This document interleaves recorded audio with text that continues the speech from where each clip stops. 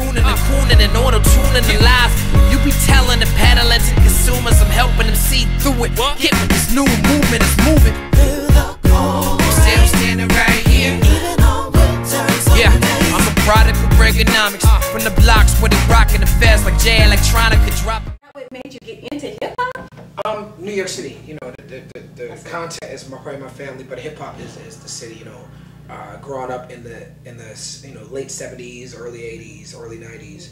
You know, hip hop is such a part of the fabric of the city that you kind of can't escape it. Get away from it, right? And you started out in underground in 1995, right?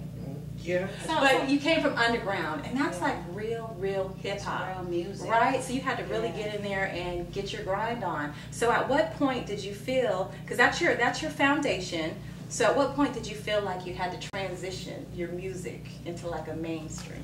I don't know. I thought I was still underground. Am I mainstream now? I mean, somebody needs to put me on. You're legendary. But Yes. Reading, you're legendary. You're mainstream. Well, no. They said, okay, you know, in reading a couple of articles and such about you, they said that, you know, it went a little mainstream, but you're still underground. And, you know, my daughter is in love with you, and she's total underground. So you're there. You still got you know what it is? Best of both worlds. Yeah, you do. So it got a little convoluted because underground went from being independent and not having a lot of resources to a particular sound.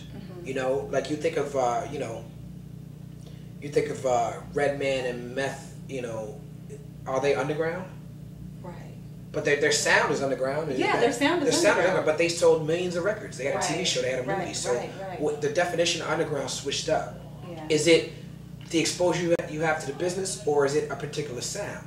Now, if you talk about a particular sound, you're underground. Then I'm underground. Straight up. Yeah, but if you're talking about exposure to business, I've had mainstream exposure. I've had videos on TV. Yeah. You know, not all the time, not every project. You know, definitely not every project. Sometimes I get mainstream. I got a new album coming out called Prisoner Conscious. Okay. You know, hopefully, you know, maybe some of these stations will play it. But if they don't, I'll still be straight. Yeah, you absolutely. Well, we know we'll play it for you. If you shoot us your video, it's on. Totally. Yeah, so we've got mad love for you in the Bay for sure. You got a couple it's questions. awesome that you're the best of both worlds, you know. So talk about this album. I want to know what collabs you have that we can anticipate. On my new album, there's Currency and Kendrick Lamar on the Push Through, which the video's out. There's Ryan Leslie and me and Boy One. That is videos love that song. Hot. And who else on the album? RZA, Busta Rhymes, Miguel, Melanie Fiona, Marsha Ambrosius. Wow. You have heavy hitters, a lot of collabs. Bringing it with this album. Yeah, totally. yeah. So that's awesome. good. Well, we can't wait to hear your album. Yeah. And we thank you for this exclusive. Yeah, like, you know, Absolutely. preview or something. Right. So what? Yes. Okay. So that's what you have for your 2013. Did you have any New Year's resolutions? You know, just be better at what I do. I'll be back here in the Bay at the DNA Lounge in April. Okay. I'm not sure the exact date, but sometime in April. Are you rocking it or are you DJing? I know, we're rocking with the full band. Got the whole band coming. Dang. Tonight was this is for Fab. You know, this is. Yeah. I wasn't even supposed to be in the Bay Area tonight. I just, you know, Fab is my man. He's one of the realest dudes out here. Yeah. You know, he represents for the Bay. People all over the world know Mr. Fab. They know him from. Mr. Fab has never had a hit record. He's never had a hit record that's his record. I mean, I know he has hits in the Bay. But he never had a hit record. You know, he had the Snoop Dogg record. But Mr. Fab's time is still coming.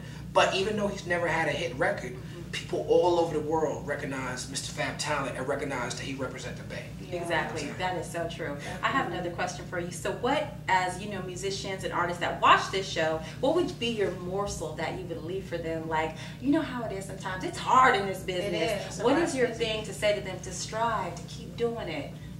Because you've been doing this. You've been at this. So what keeps you motivated and what keeps you going?